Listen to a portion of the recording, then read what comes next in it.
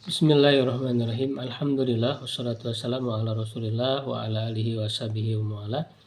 Teman-teman, biasanya yang menyebabkan orang terjatuh ke dalam kekeliruan bahkan penyimpangan di dalam memahami agama Islam adalah karena tidak mengetahui atau membedakan mana perkara-perkara yang sudah tegas di dalam agama ya, yang disebut dengan qat'i, dan mana perkara yang tidak tegas ya, yang disebut dengan zonni. Perkara yang qat'i ini mudah dipahami karena dia pengetahuannya diketahui secara luas ya, secara umum, sehingga dia disebut dengan istilah maklum minaddin bid-darurah, sesuatu yang sudah diketahui dalam agama ini secara daruri ya, dimana dalam ilmu ushul fikih itu dipelajari bahwa ilmu itu terbagi dua ya, yaitu ilmu daruri, yaitu ilmu yang tidak perlu ya kepada pengamatan, penelaahan dan pendalilan ya, malah yahtaju ila nadharin wasidlalin.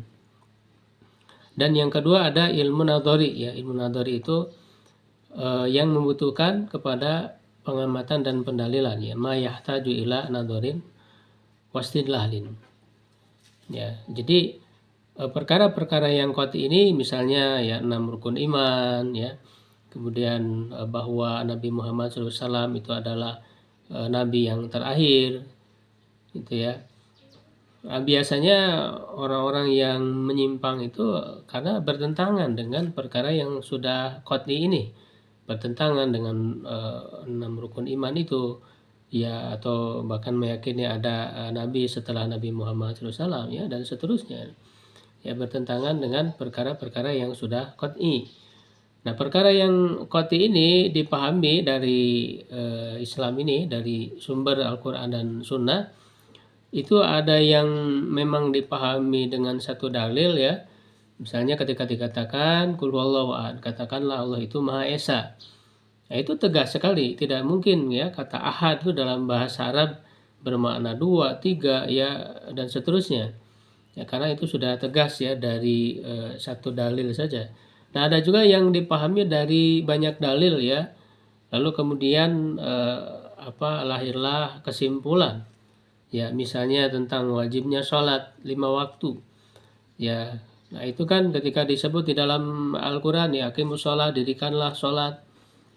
Ya, lalu di ayat-ayat lain juga disinggung tentang masalah sholat. Lalu kemudian di dalam hadis ya disebutkan ya tata caranya, waktu-waktunya dan seterusnya. Ya, bahkan juga di dalam hadis disebutkan Allah mewajibkan ya sehari semalam itu 5 waktu sholat ya. Jadi dari berbagai dalil itu maka disimpulkan wajibnya sholat 5 waktu ya. Nah, jadi itu adalah perkara yang qat'i. Nah, sedangkan yang zonni ini tidak tegas ya petunjuk maknanya atau dilalahnya. Nah, inilah yang terjadi perbedaan pendapat ya di kalangan ulama. Misalnya memahami apakah mengusap kepala di dalam wudhu itu sebagian atau seluruhnya. Yaitu karena perbedaan memahami dalil ya.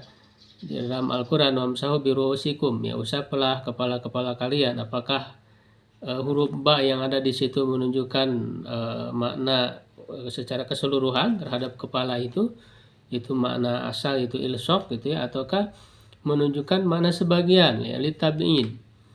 Ya, nah perkara yang zoni ini ditolerir perbedaannya ya, walaupun tentu perbedaan tersebut tidak sembarangan ya, harus berdasarkan ilmu begitu ya.